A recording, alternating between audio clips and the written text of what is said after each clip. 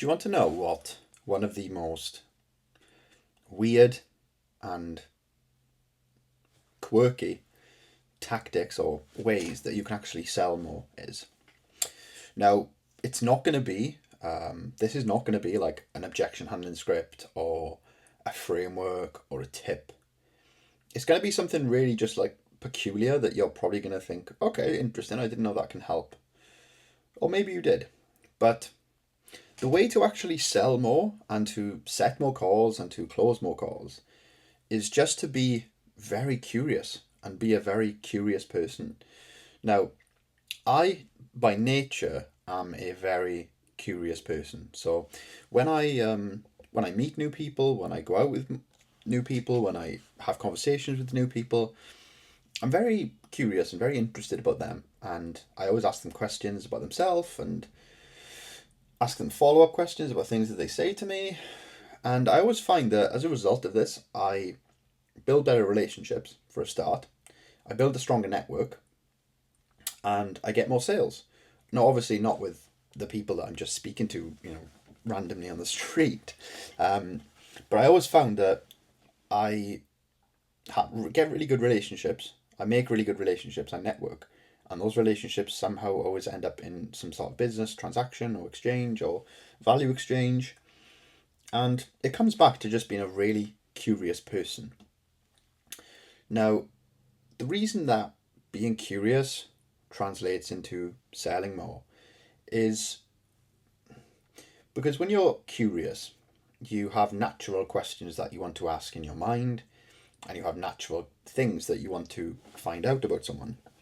So, like, let's just say, for instance, when you have a conversation with a prospect in the DMs and they say something that you might not understand or you don't really understand, then being a curious person, you're going to get them to elaborate on something, and you're going to ask a follow up question to that, and you're going to get a lot of information from them.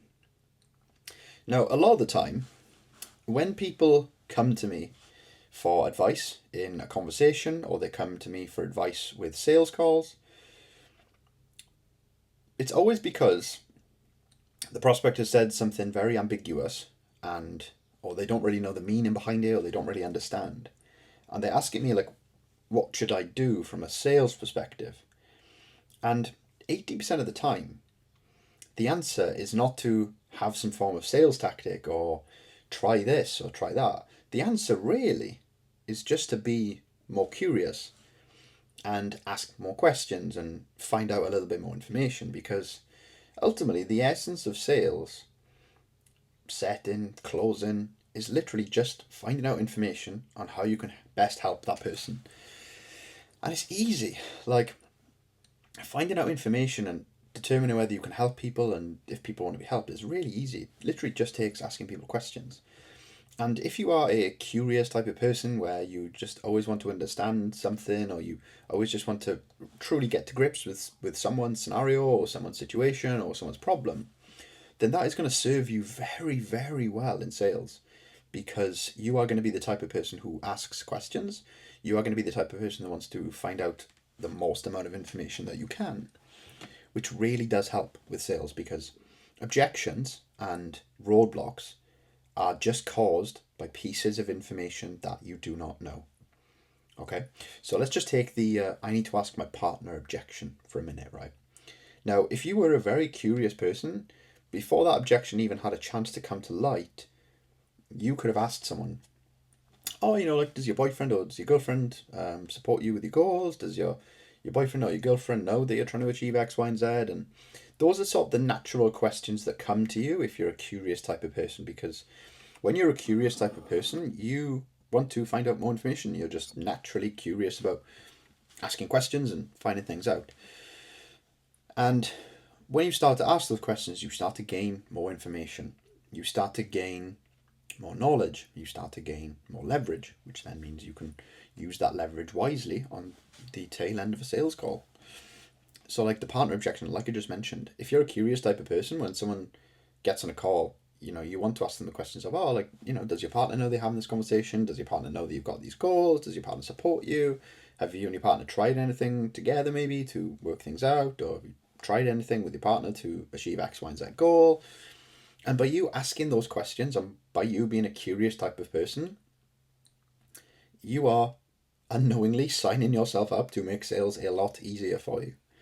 And it's so powerful. Like, it's not even a tactic you can teach. Like, I can't teach you to be curious. I can't teach you to be someone who is genuinely curious and genuinely intrigued about other people's life.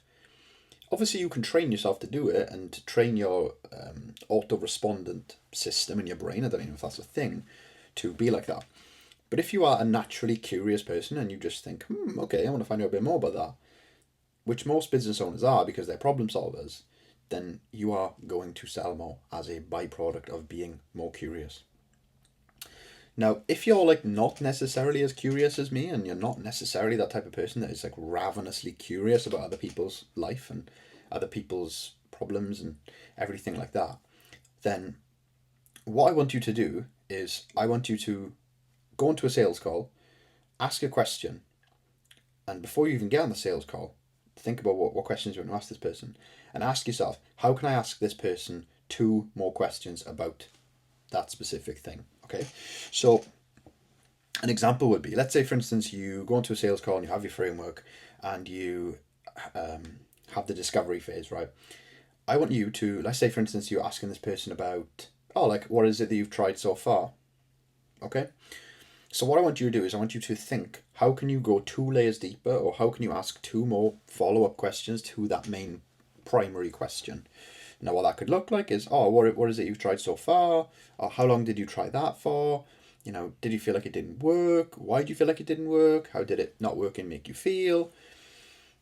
And when you start to decide to go 2 layers deeper, ask 2 more questions, be a bit more curious about it, you are naturally going to pull more information from the prospect, which is going to naturally lead to you getting more information, which is going to lead to you getting more sales because you've got more information, you've got more leverage to pull on when you either pitch someone, when you handle an objection, and being really curious is going to put you in such good stead for sales.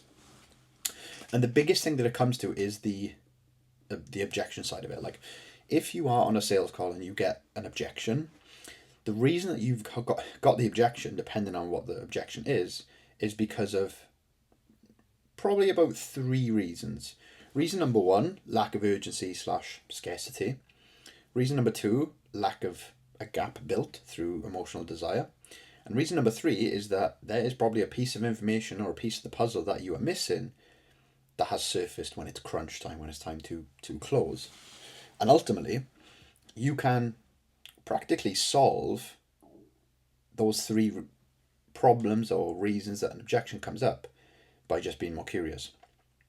Because if you are more curious, you're going to pull out more information. If you pull out more information, you can build a bigger gap. If you build a bigger gap, you can build more urgency. And then if you build more urgency, you build a larger lever. Not a larger lever, sorry. If you do all 3 of those things, then you are building a gap, which means that the prospect, you're building an increased likelihood that the prospect will take action and ultimately decide to take action there and then. Whereas if you're not curious and you don't ask questions, you're not going to build as much urgency, you're not going to build as much value perception, you're not going to build enough of an emotional need, and ultimately you're probably going to get the I need to think about it, or I need to ask my partner, or I need to check my finances, or the I can't afford it objection. And you can literally overcome all of these things by just being more curious. And it's easy.